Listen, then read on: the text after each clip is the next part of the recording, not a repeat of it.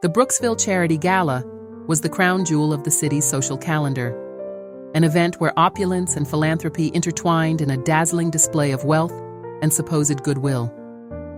The grand ballroom of the Regal Crown Hotel, a towering edifice of glass and steel that dominated the city skyline, had been transformed into a glittering wonderland for the occasion. Crystal chandeliers, their facets catching and refracting the soft amber light, hung like constellations above the heads of the city's elite. The air was thick with the heady scent of exotic flowers, arranged in towering centerpieces that seemed to defy gravity, their blooms cascading down in riots of color. As the evening sun dipped below the horizon, casting long shadows across the city, limousines began to arrive, disgorging a steady stream of guests dressed in their finest. Women in designer gowns that cost more than most people's annual salaries glided across the marble floor, their jewelry catching the light and sending prismatic reflections dancing across the walls. Men in bespoke suits, each tailored to perfection, moved with the easy confidence that comes from a lifetime of privilege. Among this sea of wealth and influence, one figure stood out, not for her extravagance, but for her quiet dignity. Victoria Price, a woman whose name had become synonymous with social justice and meaningful philanthropy, entered the ballroom with an air of understated elegance. Her gown, a deep emerald that complemented her warm brown skin, was cut in clean, classic lines that spoke of timeless sophistication rather than fleeting fashion. Unlike many of her fellow guests, who wore their wealth like armor, Victoria carried herself with a grace that came from inner confidence and a sense of purpose. As she made her way through the crowd, Victoria's presence seemed to create a ripple effect. Conversations paused, heads turned, and whispers followed in her wake. She was known not for the parties she threw, or the luxury brands she endorsed, but for the real, tangible change she had brought about in communities often overlooked by the glitterati that surrounded her now. "Victoria? Darling, you look absolutely radiant," gushed Margot Sinclair, the wife of a prominent real estate mogul, air-kissing Victoria's cheeks. "We simply must catch up. I've been dying to hear about your latest project in the East Side schools." Victoria smiled warmly, her eyes crinkling at the corners. "Margot, it's wonderful to see you. I'd love to chat about it. The progress we're making is truly exciting." As she engaged in polite conversation, Victoria's gaze was drawn to the far end of the ballroom, where a crowd had begun to gather. The silent auction, the evening's main event, was about to begin. This was where the real action would take place, where the wealthy would compete not just to acquire rare and valuable items, but to outdo each other in displays of generosity, or at least, the appearance of it. With a polite excuse to Margot, Victoria made her way towards the auction tables. The items on display were a testament to the excesses of wealth. A first-edition Hemingway signed by the author himself, a week-long stay at a private island resort in the Maldives, a vintage Aston Martin that had once belonged to a British royal. But it was a painting that caught Victoria's eye, a striking abstract piece by an up-and-coming artist from one of the very communities she had been working to support. As she leaned in to examine the artwork more closely, she became aware of a presence beside her. The air seemed to shift, carrying with it the scent of expensive cologne and an almost palpable aura of self-importance. Without even turning, Victoria knew who had sidled up next to her. David Langston was a man whose reputation preceded him like a noxious cloud. His success in the tech industry had made him a billionaire before he hit 40 town, and with that wealth came an arrogance that seemed to grow with each passing year. He was known for his cutthroat business tactics, his disdain for those he deemed beneath him, and his belief that money was the ultimate measure of a person's worth. Quite the piece, isn't it? Langston's voice was smooth, cultured, with an undertone of condescension that he didn't bother to hide. Although I doubt many here can truly appreciate its subtleties. Victoria turned slightly, acknowledging his presence with a small nod. "How? It's certainly thought-provoking," she replied, her tone neutral. "The artist has a unique perspective on urban decay and renewal." Langston's eyebrows rose a fraction, surprise flickering across his features before being quickly masked by his usual smirk. "Oh, you're familiar with the artist's work?" The question was laced with skepticism. as if he couldn't quite believe that someone, particularly someone who looked like Victoria, could have knowledge of fine art. "I am," Victoria said simply, choosing not to elaborate. She had long ago learned that she didn't need to justify herself to men like David Langston. Langston's eyes narrowed slightly, reassessing the woman beside him. She didn't fit neatly into any of the categories he usually assigned to women at these events: trophy wife, social climber, or charity case. There was something about her composure that unsettled him, challenged his assumptions. "Well," he said, his voice taking on a patronizing tone, "it's always nice to see people taking an interest in the arts, even if they can't quite play in the big leagues." He gestured towards the bidding sheet, where several eye-watering amounts had already been pledged. "Do you think you can outbid me on this one?" Victoria's expression remained impassive, but something flickered in her eyes, a mix of disappointment and resolve. She had encountered men like Langston throughout her career, men who saw the world through a lens of hierarchy and power, who couldn't conceive of worth beyond financial statements and stock portfolios. "I'm not here to compete, Mr. Langston," she said coolly. "I'm here to contribute to causes that matter." Langston chuckled, the sound devoid of any real mirth. "Contribute? My dear, people like you shouldn't bother with things like this. It's best to leave the serious bidding to those who can actually make a difference." The words hung in the air between them, sharp and dismissive. Around them, the gala continued in full swing, the chatter and laughter creating a backdrop of affluent merriment. But in that moment, a silent battle of wills was being waged, one that would have consequences far beyond the glittering ballroom and the overpriced artwork. Victoria took a slow, deliberate breath, centering herself. She had faced prejudice and underestimation throughout her life and career, and she knew that engaging with Langston's blatant disrespect would only feed his ego. Instead, she chose her words carefully, her voice level and controlled. "I see," she said, meeting his gaze steadily. "And what makes you think I'm not serious about this auction, Mr. Langston?" Her question seemed to catch him off guard. For a brief moment, uncertainty flashed across his face before his arrogance reasserted itself. "It's pretty obvious, isn't it?" he replied, his eyes scanning her dismissively. "You probably don't even know who the artist is." Victoria's lips tightened into a thin smile, but she said nothing.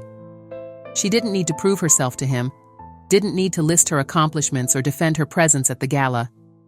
This moment, this interaction, was about more than a painting or an auction. It was about the assumptions people made, the judgments passed based on appearance alone, and the arrogance that often accompanied great wealth.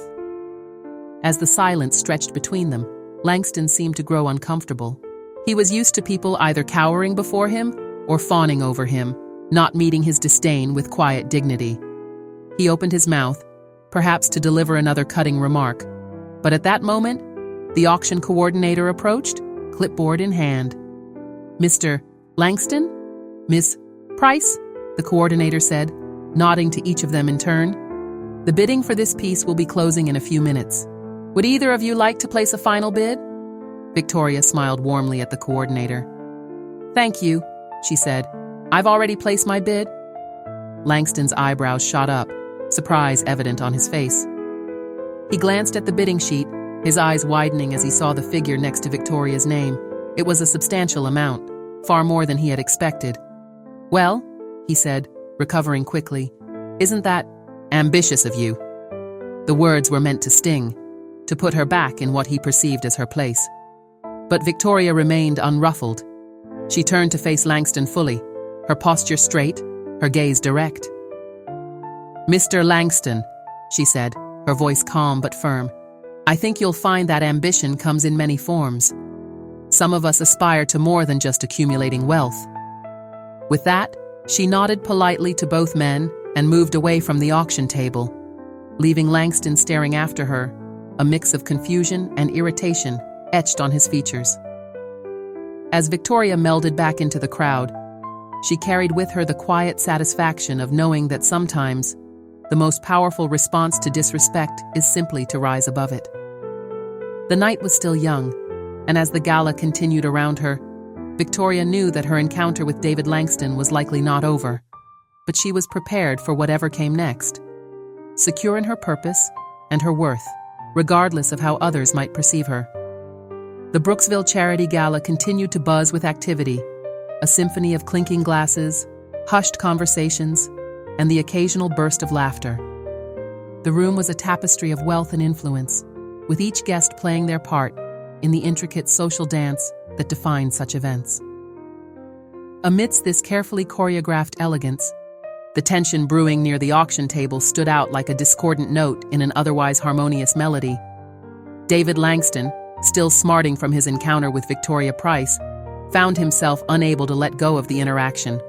Her composure, her quiet confidence, and most of all, her refusal to be cowed by his usual tactics had left him feeling off balance. In his world, people fell into neat categories, those above him to be impressed. Public humiliation was a powerful tool for putting people in their place. Raising his voice slightly to ensure that those nearby could hear, Langston turned back to Victoria, who had remained near the auction table, engaged in conversation with another guest. "You know," he began, his tone dripping with condescension, "people come to these events to make real contributions, not just to be seen. Maybe you're not familiar with how things work at this level, but in circles like mine, it takes more than showing up in a fancy dress to make an impact." The words hung in the air, sharp and deliberate. Nearby conversations faltered as heads turned, sensing the brewing confrontation. Victoria, who had been mid-sentence in her discussion about educational initiatives in underprivileged areas, paused. She turned slowly to face Langston, her expression a mask of calm that belied the hurt and anger his words had stirred. A ripple of whispers spread through the gathered crowd. "Isn't that David Langston?" one guest murmured to another. "He's always been such a show-off." "Yeah," came the reply, tinged with disapproval. "But who's the woman? She seems so composed." Victoria took a moment to gather her thoughts, very aware of the eyes now fixed on her and Langston. She had faced prejudice and dismissal before, but rarely so publicly and blatantly. Part of her wanted to lash out, to list her accomplishments, and put this arrogant man in his place. But she knew that engaging on his level would only lower her to it. Instead, she met Langston's gaze steadily, her voice even as she replied, "I think the point of this event is to support important causes, not to showcase who has the deepest pockets, Mr. Langston." Her response, measured and dignified, seemed to further irritate Langston. He was used to people wilting under his barbs, not standing their ground. Doubling down, he pressed on, his voice carrying even further across the now hushed section of the ballroom. "Well, you can support a cause all you want," he said with a dismissive wave of his hand. "But at the end of the day, money talks. And from where I'm standing, you should leave the big bids to people who know how to make real change." The insult was clear, cutting through the polite veneer of the gala like a knife. Several onlookers gasped softly, shocked by the blatant disrespect.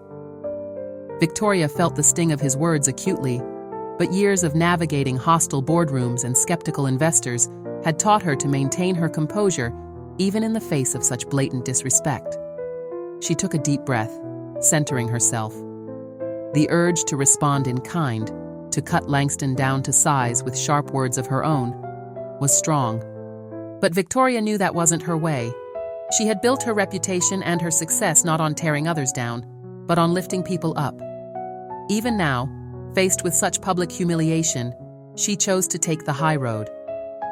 "Mr. Langston," she began, her voice calm, but carrying a note of steel that commanded attention.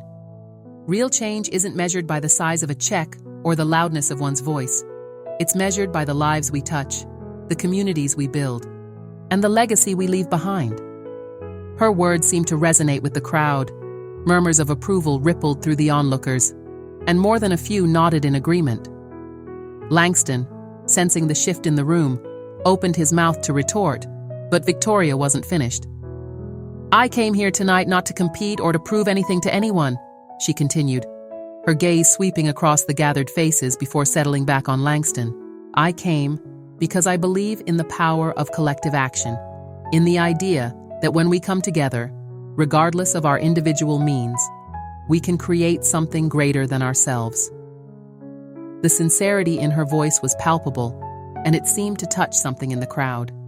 Even those who had come to the gala more for the social prestige than genuine philanthropy found themselves moved by Victoria's words.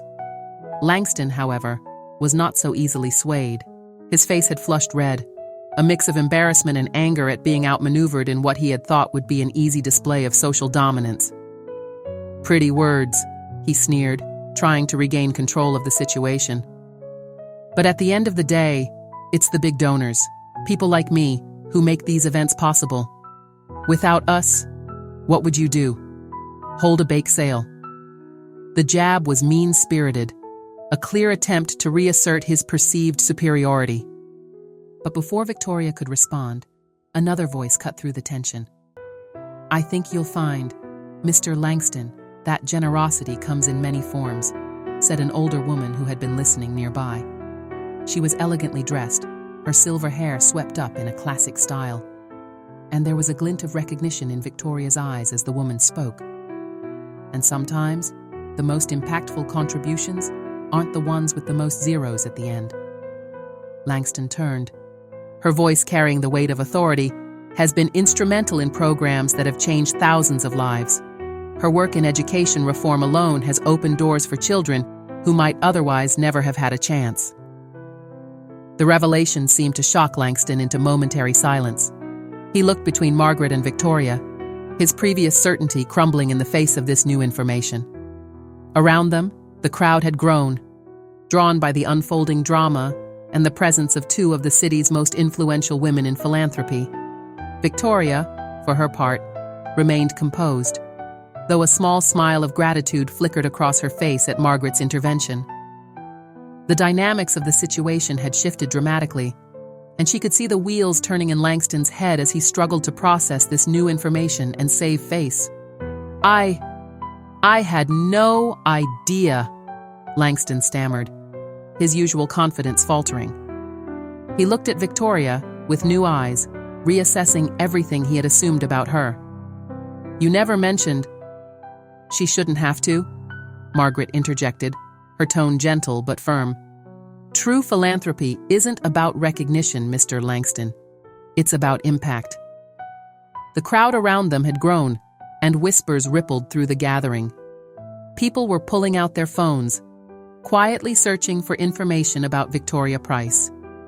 As they did, expressions of surprise and admiration spread across faces throughout the ballroom. Victoria, sensing the shifting mood and wanting to diffuse the tension, spoke up. "This evening isn't about me," she said, her voice carrying easily through the now attentive crowd. "It's about the causes we're here to support. Every contribution, whether it's time, expertise, or yes, money, has the potential to change lives. That's what we should be focusing on." Her words seemed to break the spell that had fallen over the gathering. Conversations resumed, albeit with a new undercurrent of excitement. Victoria Price, it seemed, was not just another face in the crowd, but a force to be reckoned with in her own right. Langston, for his part, looked thoroughly chastened. The arrogance that had defined his demeanor all evening had evaporated, replaced by a mixture of embarrassment and confusion. He opened his mouth as if to speak, then closed it again, clearly at a loss for words. Victoria, seeing his discomfort and driven by a compassion that had defined her career, decided to offer him a graceful exit from the situation. "Mr. Langston," she said, her tone professional but not unkind, "perhaps we could continue this discussion later. I'd be interested in hearing about your philanthropic interests. There might be opportunities for collaboration that could really make a difference." It was an olive branch, offered in front of witnesses. A chance for Langston to save face and potentially redeem himself. For a moment, he looked as though he might refuse, his pride still smarting from the public dressing down. But then, with a quick glance at the still watchful crowd, he nodded stiffly. "Yes, of course," he said, his voice lacking its earlier bravado. "That would be informative." With that, the tension that had gripped this corner of the ballroom began to dissipate. Guests returned to their previous conversations, though now with a new topic of interest: the unassuming yet powerful Victoria Price and the very public humbling of David Langston. As the crowd dispersed, Margaret turned to Victoria with a warm smile. "Well handled, my dear," she said quietly. "Though I doubt this is the last we'll hear of this episode." Victoria nodded, her expression thoughtful. "No, I suspect you're right, but maybe some good can come of it. Change often starts with uncomfortable moments like these."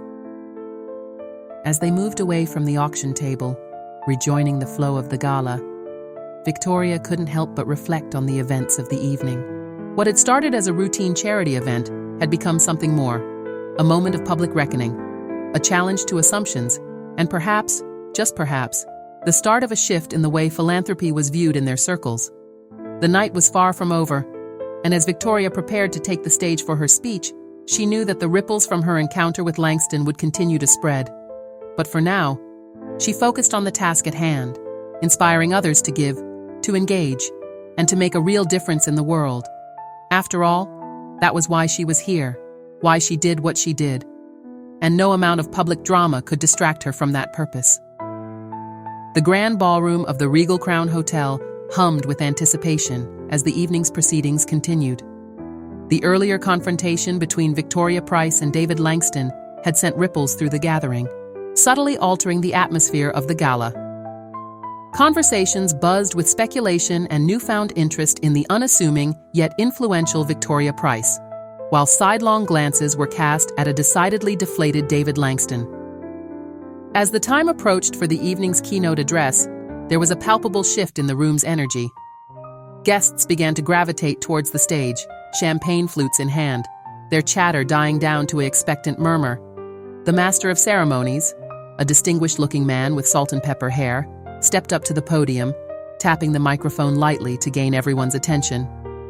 "Ladies and gentlemen," he began, his voice resonating through the state-of-the-art sound system, "thank you all for being here tonight. Your generosity is making a real difference in the lives of so many people. This evening has already been remarkable in many ways, but now, we come to one of the highlights of our program." A hush fell over the crowd as they waited, many already suspecting what was to come. In the back of the room, David Langston shifted uncomfortably, unable to shake the feeling that he was about to be further humbled. "Tonight," the MC continued, a warm smile spreading across his face, "we'd like to recognize one of the evening's biggest supporters. Without her contribution, this event would not have been possible. Her dedication to philanthropy and social change has transformed countless lives, and her approach to giving has set a new standard in our community." Victoria, standing near the front of the crowd, felt a mix of emotions wash over her. While she was used to public speaking and never shied away from promoting causes she believed in, she had always preferred to let her work speak for itself, rather than seeking personal recognition. However, she also understood the power of example and the importance of inspiring others to give generously. "And now," the MC's voice swelled with pride, "it is my great pleasure to introduce our keynote speaker, one of our key benefactors, and a tireless advocate for educational reform. Please join me in welcoming to the stage, Ms. Victoria Price." The ballroom erupted in applause, the sound swelling to fill every corner of the vast space. Victoria took a deep breath, smoothed her gown, and made her way to the stage with graceful, measured steps. As she ascended the short flight of stairs, she couldn't help but notice David Langston's face in the crowd. The man who had dismissed her so callously earlier in the evening now wore an expression of shock and dawning realization. Taking her place behind the podium, Victoria surveyed the sea of faces before her. She saw curiosity, admiration, and in some cases, a hint of shame from those who might have underestimated her earlier. But mostly, she saw an opportunity, a chance to channel this moment of attention into something meaningful. "Thank you for that warm welcome," she began, her voice clear and steady. "And thank you all for being here tonight. But most importantly, thank you for caring enough to make a difference." She paused, letting her gaze sweep across the room, making eye contact with as many people as she could. "You know, when I was invited to speak tonight, I struggled with what to say. Not because I lack passion for the causes we're here to support, far from it, but because I've always believed that true change isn't about any one person or any single grand gesture. It's about sustained effort, about communities coming together, about each of us doing what we can, where we can." As she spoke, Victoria noticed a subtle shift in the room. People were leaning in, truly listening, perhaps for the first time that evening. Even the wait staff had paused in their rounds, caught up in her words. "I've been fortunate in my life," she continued, her voice taking on a more personal tone. "I've had opportunities that many don't, and I've worked hard to make the most of them. But with that fortune comes responsibility. A responsibility not just to give back, but to create systems and opportunities that allow others to rise, to thrive, to reach their full potential." She paused, taking a sip of water, using the moment to gather her thoughts for what she knew would be the most important part of her speech. "Earlier this evening, I had an interesting conversation about the nature of philanthropy and impact." Her eyes found Langston in the crowd, but there was no malice in her gaze, only a calm determination. "It made me reflect on why we're all here tonight. Yes, the donations we make are important. They fund programs, build schools, provide resources. But if that's all we do, write checks and pat ourselves on the back, then we're missing the bigger picture." Victoria stepped out from behind the podium, moving to the center of the stage. This wasn't just a speech anymore, it was a call to action, and she wanted every person in that room to feel the weight of her words. Real change, lasting change, comes from engagement. It comes from rolling up our sleeves and getting involved. It comes from listening to the communities we aim to help, understanding their needs, their challenges, their dreams. It comes from using not just our money, but our skills, our networks, our influence to create opportunities and dismantle barriers. She could see her words landing, see the thoughtful expressions and nods of agreement rippling through the crowd. Even Langston, still looking uncomfortable, seemed to be listening intently. "I challenge each of you here tonight," Victoria continued, her voice rising with passion, "to think beyond the checkbook. Yes, give generously. These causes need and deserve your financial support. But also think about how you can give of yourself. Mentor a student. Volunteer your professional skills to a nonprofit. Use your business connections to create job opportunities in underserved communities. Advocate for policy changes that address systemic inequalities." The room was silent now, hanging on her every word. Victoria could feel the energy, the potential for real change, buzzing in the air. Because at the end of the day, the measure of our impact isn't in the size of our donations or the recognition we receive. It's in the lives we touch, the communities we help build, the future we help shape. That's the true spirit of philanthropy. That's how we create lasting change. As Victoria concluded her speech, the ballroom erupted in applause once again, but this time it was different. It wasn't just polite acknowledgement, it was enthusiastic, energized. People were on their feet, some wiping away tears, others nodding vigorously in agreement. As she made her way back to her seat, Victoria was stopped repeatedly by guests wanting to shake her hand, to share their own stories of giving, to ask how they could get more involved. The atmosphere in the room had shifted dramatically. What had started as a typical, if luxurious, charity gala had transformed into something more vibrant, more purposeful. And in the back of the room, largely unnoticed amidst the excitement, stood David Langston. The arrogance that had defined him at the start of the evening was gone, replaced by a look of deep contemplation. As he watched Victoria being congratulated and thanked by guest after guest, something shifted in his expression. It wasn't quite remorse, not yet, but it was the beginning of understanding. The seeds of change had been planted, not just in the room at large, but in the heart of a man who had long equated wealth with worth. As the gala continued, buzzing with newfound energy and purpose, it was clear that this night would be remembered not for its glitz and glamour, but for the moment when a powerful message of true philanthropy cut through the noise, challenging everyone present to redefine their understanding of what it means to make a difference. As the applause for Victoria's speech finally began to die down, the grand ballroom of the Regal Crown Hotel buzzed with a new energy. Guests clustered in animated groups, discussing the powerful words they had just heard and sharing ideas about how they could become more engaged in their philanthropic efforts. The atmosphere had shifted from one of passive attendance to active participation, with many guests pulling out their phones to make notes or look up the organizations Victoria had mentioned. In the midst of this renewed enthusiasm, David Langston stood alone near the back of the room, his earlier bravado completely evaporated. The man who had entered the gala with such arrogant confidence now looked lost, his face a canvas of conflicting emotions. Embarrassment warred with anger, confusion with a dawning sense of shame. He took a long sip from his champagne flute, barely tasting the expensive vintage as he tried to process the events of the evening. Langston's mind raced, replaying his earlier interaction with Victoria over and over. How could he have been so wrong? How had he failed to recognize her importance, her influence? More importantly, how had he so completely misunderstood the true nature of philanthropy and impact? As he stood there, grappling with these uncomfortable questions, Langston became acutely aware of the sidelong glances and whispers directed his way.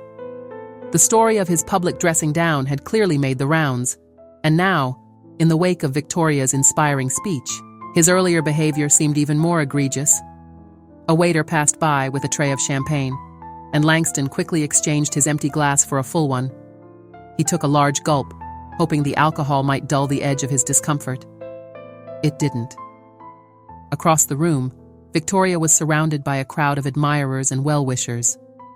Langston watched as she graciously accepted their praise, deflecting personal compliments to instead focus on the causes she championed.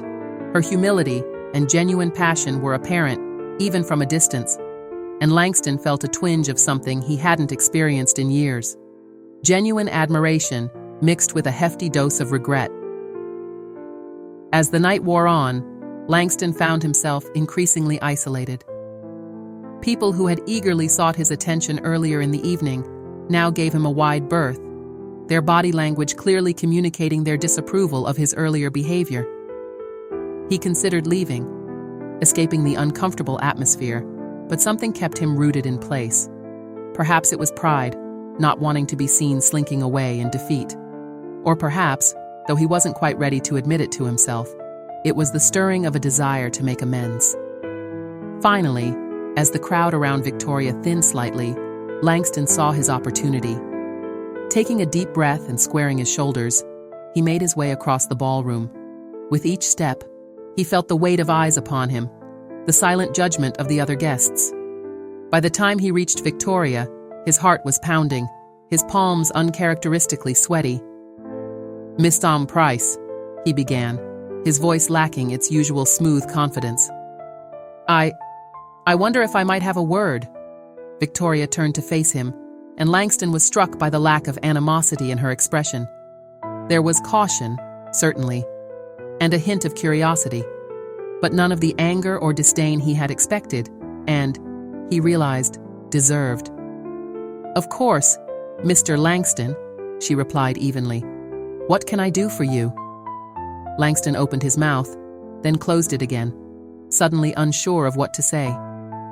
The carefully crafted apology he had rehearsed in his head moments ago seemed inadequate in the face of Victoria's composed dignity. That is," he stammered, acutely aware of the attention their interaction was drawing. "Your speech was very enlightening." Victoria raised an eyebrow slightly but said nothing, allowing Langston the space to continue. "I fear I may have misjudged you earlier," Langston pressed on, the words feeling foreign on his tongue. Apologies and admissions of error were not things that came naturally to him. "I didn't realize who you were or the extent of your work." "Mr. Langston," Victoria interjected gently, "it's not about who I am. It's about how we treat people, regardless of who we think they are or what they can do for us." Her words hit Langston like a physical blow, cutting through his defenses and striking at the core of his behavior. For a moment, he stood there, mouth slightly agape, as the full impact of her statement sank in. "You're right, of course," he finally managed, his voice barely above a whisper. I'm sorry, truly. My behavior was inexcusable." Victoria studied him for a long moment, her gaze penetrating. Langston had the uncomfortable feeling that she was seeing right through him, past the expensive suit and the carefully cultivated image, to the insecure core that drove his need for dominance and recognition. "Apology accepted, Mr. Langston," she said at last, her tone genuine. "But if you truly want to make amends, I suggest you consider how you can apply your considerable resources and influence to make a real difference. Not for recognition, not for tax breaks, but because it's the right thing to do." Langston nodded, a mixture of relief and something approaching respect washing over him. "I'd like that," he said, surprising himself with his sincerity. Perhaps you could offer some guidance. I admit, I'm rather out of my depth when it comes to meaningful philanthropy." A small smile tugged at the corners of Victoria's mouth. "I'd be happy to discuss some ideas with you, Mr. Langston. Why don't we set up a meeting next week?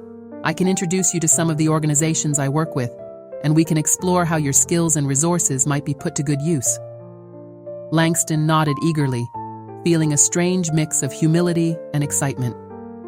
"I'd like that very much, Mrs. Price.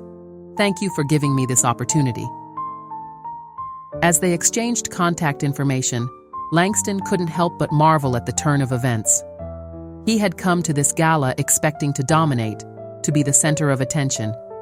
Instead, he was leaving with a newfound respect for a woman he had initially dismissed and a budding desire to reassess his approach to philanthropy and, perhaps, to life in general. The rest of the evening passed in something of a blur for Langston. He found himself paying more attention to the conversations around him, actually listening to people talk about the causes they were passionate about, rather than simply waiting for his turn to speak. He even engaged in a lengthy discussion with a young entrepreneur who was developing sustainable housing solutions for low-income communities, finding himself genuinely intrigued by the innovative approach. As the gala began to wind down, Langston found himself lingering, reluctant to leave the charged atmosphere of possibility that now permeated the ballroom. He watched as Victoria made her rounds, saying goodbye to guests and making plans for follow-up meetings. Her energy seemed inexhaustible, her passion infectious. Finally, as the last of the guests began to trickle out, Langston approached Victoria one last time. She looked up at him, a question in her eyes. "Mrs. Price," he began, his voice low and sincere. "I just wanted to thank you again. Not just for the opportunity to make amends, but for opening my eyes. I've been to countless events like this, but I've never left feeling quite like this before." Victoria smiled warmly. "That's the power of true philanthropy, Mr. Langston. When we engage with it genuinely, it has the potential to transform not just the lives we're trying to help, but our own as well." Langston nodded, feeling the truth of her words resonate deeply within him. "I'm beginning to understand that. I look forward to our meeting next week. I have a feeling it's going to be the start of something significant." As he turned to leave, Langston caught sight of his reflection in one of the ballroom's ornate mirrors. The man staring back at him looked different somehow. Humbled, certainly, but also energized, as if a weight he hadn't even known he was carrying had been lifted from his shoulders. Stepping out into the cool night air, Langston took a deep breath. The city sprawled out before him, a glittering tapestry of lights and shadows. For the first time in years, he looked at it not as a playground for the wealthy, but as a community, one with challenges to be addressed and potential to be unlocked. As his driver pulled up in a sleek black car, Langston made a decision. Instead of heading straight home, he asked to be taken to his office. There was research to be done, ideas to be explored. He had a week until his meeting with Victoria, and he was determined to make the most of it. The car pulled away from the curb, carrying Langston towards a future that, just hours ago, he could never have imagined. Behind him, the lights of the Regal Crown Hotel continued to shine. a beacon of the night that had changed everything. In the days following the Brooksville Charity Gala, the city's social circles buzzed with talk of the event. But unlike previous years, where gossip centered on fashion faux pas or who had bid the most on auction items, this year's conversations were markedly different. People spoke in hushed, almost reverent tones about Victoria Price's speech and the palpable shift in energy it had created in the room, and in quieter corners, whispers circulated about the public humbling of David Langston, the tech billionaire known for his arrogance and dismissive attitude. For Victoria, life continued much as it had before. She returned to her office the morning after the gala, diving back into her work with the same passion and dedication that had always driven her. If anything, the events of the gala had only reinforced her commitment to creating meaningful change. But for David Langston, the world had shifted on its axis. The week following the gala was unlike any he had experienced in his adult life. For the first time in years, he found himself questioning his assumptions, reevaluating his priorities, and genuinely reflecting on the impact, or lack thereof, that he had made with his vast wealth and influence. True to his word, Langston threw himself into researching the organizations and causes that Victoria had mentioned in her speech. His office, usually a hive of activity focused on profit margins and market expansions, became a makeshift war room for philanthropy. Whiteboards that once displayed sales projections now listed statistics on education inequality and community development initiatives.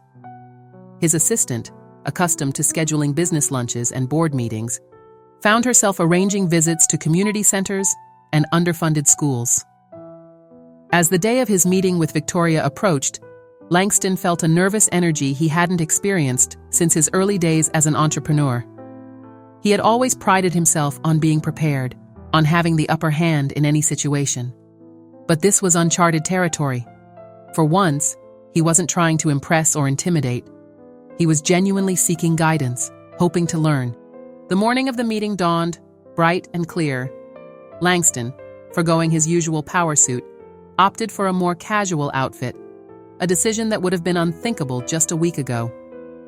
He arrived at Victoria's office 15 minutes early, a file folder tucked under his arm, filled with notes and ideas he had compiled over the past week. Victoria's office was a stark contrast to Langston's sleek, modern workspace, warm and inviting. With walls lined with books and photos of community projects, it immediately put Langston at ease. Victoria greeted him with a warm smile, genuine in its welcome but tempered with a hint of curiosity. She was clearly interested to see how their interaction would unfold, given the dramatic shift from their last encounter. "Mr. Langston," she said, gesturing to a comfortable chair across from her desk. "I'm glad you could make it. How have you been since the gala?" Langston settled into the chair, placing his folder on his lap. "Ms. Price," he began, then paused, gathering his thoughts. I've been doing a lot of thinking, and a lot of learning. Your words at the gala, they've stayed with me. They've changed me, I think." Victoria leaned forward slightly, her interest piqued. "That's good to hear. Change can be uncomfortable, but it's often necessary for growth. What kind of thoughts have you been having?" Langston took a deep breath. "I've been thinking about impact, real impact. For years, I've equated success with financial gain, with market dominance. I've made donations here and there, but always with an eye on the tax benefits or the PR boost. But this past week, I've been looking at the world through a different lens, and I've realized how much I've been missing." He opened his folder, pulling out a few sheets of paper covered in his neat handwriting. "I've been researching some of the organizations you mentioned in your speech. The work they're doing. It's incredible. And it's made me realize how little I've actually done with the resources at my disposal." Victoria nodded encouragingly, her expression open and attentive. "That's a powerful realization, Mr. Langston. Many people never reach that point of self-awareness. The question now is, what do you want to do with that realization?" Langston leaned forward, his eyes alight with an enthusiasm that had nothing to do with profit margins or stock prices. "That's why I'm here, Ms. Price. I want to learn. I want to understand how I can use my resources, not just my money, but my skills, my network, my influence, to make a real difference. I have some ideas, but I know I have a lot to learn, and I was hoping you might be willing to guide me." Victoria studied him for a long moment, searching his face for any sign of insincerity. Finding none, she smiled broadly. "Mr. Langston, I would be more than happy to help you on this journey. But I want to be clear, this isn't about me teaching you. It's about us working together, combining our different strengths and perspectives to create something meaningful." Langston nodded eagerly. "That's exactly what I want. I know I have a lot to offer, but I also know I have even more to learn. I'm ready to listen, to collaborate, to step out of my comfort zone." For the next 2 hours, Victoria and Langston pored over his notes, discussing various initiatives and brainstorming ways to leverage Langston's resources for maximum impact. They talked about education reform, affordable housing initiatives, job training programs for underserved communities. Langston shared ideas about how technology could be used to scale up some of these efforts, while Victoria offered insights into the on-the-ground realities of community work. As their meeting drew to a close, both Victoria and Langston felt a sense of excitement and possibility. They had laid the groundwork for several promising initiatives, and Langston had committed to not just funding these projects, but actively participating in their development and implementation. "Mr. Langston," Victoria said as they stood to shake hands, "I have to say, I'm impressed. You've clearly put a lot of thought and effort into this over the past week. It's not often that people are willing to challenge their own worldviews so thoroughly." Langston smiled, a genuine, unguarded expression that made him look years younger. "Thank you, Miss Price, but the credit goes to you. Your words at the gala, they woke something up in me, something that I think has been dormant for far too long." As he turned to leave, Langston paused at the door. "You know," he said, looking back at Victoria, "I came to that gala thinking I was at the top of my game. I thought I knew everything there was to know about success and influence. But now I realize I was just scratching the surface. The real work, the meaningful work, is only just beginning." Victoria nodded, her eyes warm with understanding. "That's the beauty of this work, Mr. Langston. The more you do, the more you realize there is to be done. It's a journey without end, but one that's infinitely rewarding." As Langston left Victoria's office and stepped out onto the bustling city street, he felt a sense of purpose he hadn't experienced in years. The world around him looked different somehow. Not just a marketplace to be conquered, but a community to be uplifted. He pulled out his phone through his contacts until he found his assistant's number. "Cancel my appointments for the rest of the week," he said as soon as she picked up. "And get me the contact information for that sustainable housing. I think it's time we paid them a visit." As he ended the call, Langston looked up at the sky, a small smile playing on his lips. The lesson he had learned, about humility, about true impact, about the real meaning of success, was one he knew would shape the rest of his life. And for the first time in a long time, David Langston was excited about the future, not for what he could gain, but for what he could give. The story of the billionaire's redemption was just beginning, but already, its ripples were spreading out into the world, touching lives and inspiring change in ways that neither Victoria nor David could have imagined on that fateful night at the Brooksville Charity Gala. In the months that followed the Brooksville Charity Gala, David Langston found himself on a journey of transformation that was as challenging as it was rewarding. The man who had once measured his worth solely by the size of his bank account and the power he wielded in boardrooms was learning to find fulfillment in a very different kind of success. The first few weeks after his initial meeting with Victoria Price had been a whirlwind of activity. True to his word, Langston had thrown himself into the world of philanthropy with the same fervor he had once reserved for hostile takeovers and product launches. He visited community centers, sat in on classes at underfunded schools, and spent long hours in meetings with nonprofit leaders and community organizers. But as the initial excitement wore off, Langston found himself facing challenges he had never anticipated. The world of social impact was far more complex than he had imagined, filled with nuances and systemic issues that couldn't be solved simply by throwing money at them. He discovered that sustainable change required patience, empathy, and a willingness to listen and learn, all qualities that had never been his strong suit. There were moments of frustration and self-doubt. Late one night, about 2 months into his new journey, Langston found himself sitting alone in his home office, surrounded by reports on education inequality and sustainable housing initiatives. He ran his hands through his hair, feeling overwhelmed by the enormity of the problems he was trying to address. In a moment of weakness, he reached for his phone, finger hovering over the contact information for his old executive team. How easy it would be, he thought, to slip back into his old life, to return to a world he understood, where success was easily quantifiable and his word was law. But then his eyes fell on a framed photo on his desk, a new addition to his workspace. It was a picture taken at a community center he had visited the week before, showing him surrounded by a group of bright-eyed children, all beaming at the camera. He remembered the hope in their eyes, the excitement in their voices as they shared their dreams with him, dreams that, just a few months ago, he would have dismissed as unrealistic for kids from their background. With a deep breath, Langston put down his phone and turned back to the reports on his desk.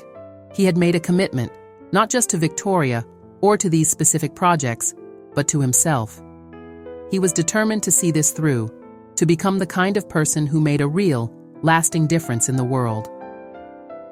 As the weeks turned into months, Langston began to see small but significant changes, not just in the communities he was working with, but in himself. He found himself listening more and talking less in meetings. He began to value the insights of community leaders and frontline workers as much as, if not more than, those of his high-powered business associates. His relationship with Victoria evolved as well. What had started as a mentorship slowly blossomed into a partnership of equals. They met regularly, sometimes in Victoria's warm, book-lined office, other times in community centers or at project sites. They debated ideas, challenged each other's assumptions, and celebrated small victories together. One sunny afternoon, about 6 months after the gala, Victoria and David found themselves walking through a neighborhood where they had recently launched a pilot program for affordable, eco-friendly housing. As they passed by a construction site, a group of local residents approached them, eager to share their thoughts on the project. Langston hung back slightly, allowing Victoria to take the lead in the conversation. He watched in admiration as she engaged with the residents, listening intently to their concerns and ideas. Her ability to make everyone feel heard and valued was something he was still working on emulating. As the group dispersed, one elderly woman lingered behind. She looked up at Langston, her eyes bright with unshed tears. "You know," she said, her voice quavering slightly, "I've lived in this neighborhood for over 50 years. I've seen a lot of people come through here, making big promises, but you two, you're actually making things happen. You're giving us hope." Langston felt a lump form in his throat. He opened his mouth to respond, but found himself at a loss for words. Victoria, sensing his emotion, stepped in smoothly. "Thank you," she said warmly, placing a gentle hand on the woman's shoulder. "Your community's strength and resilience inspire us every day. We're just here to help you build on that." As they walked away, Victoria glanced at Langston, noticing the thoughtful expression on his face. "You okay?" she asked quietly. Langston nodded slowly. "Yeah, I'm just processing, I guess. 6 months ago, if someone had told me I'd be here, doing this, I would have laughed in their face. But now I can't imagine doing anything else." Victoria smiled, a hint of pride in her eyes. "That's the thing about this work, David.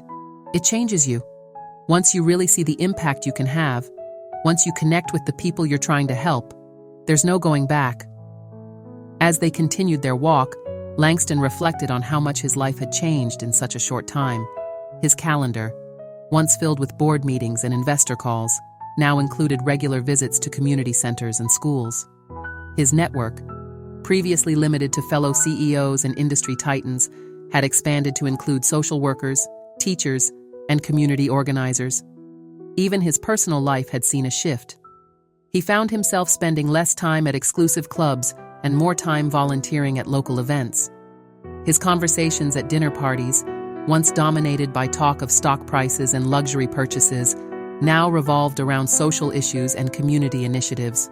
Of course, the journey wasn't always smooth. There were still moments when his old habits surfaced, times when he was tempted to bulldoze over opposing viewpoints or throw money at a problem instead of taking the time to understand its root causes. But with each passing day, these instances became rarer. As the sun began to set, casting a warm glow over the neighborhood, Langston and Victoria made their way back to their waiting car. As they settled into the back seat, Langston turned to Victoria, a look of determination on his face. "You know," he said, "I've been thinking. We've made some good progress with these local projects, but I can't help feeling like we could be doing more. What if we could scale up some of these initiatives? Use my tech background to create platforms that could connect resources with needs on a larger scale." Victoria's eyes lit up with interest. "I'm listening," she said, leaning forward slightly. "What did you have in mind?" As the car pulled away from the curb, Langston began to outline his ideas, his voice filled with an enthusiasm that had nothing to do with profit margins or market share. In that moment, he realized that he had found something he had been searching for his entire career without even knowing it. A sense of purpose that went beyond personal gain. The sun dipped below the horizon as their car wound its way through the city streets, carrying two people who, despite their different backgrounds and starting points, had found common ground in their desire to make the world a little bit better. And as the first stars began to twinkle in the darkening sky, David Langston felt a sense of peace and purpose that no amount of wealth or business success had ever provided. The journey of transformation that had begun on that fateful night at the Brooksville Charity Gala was far from over.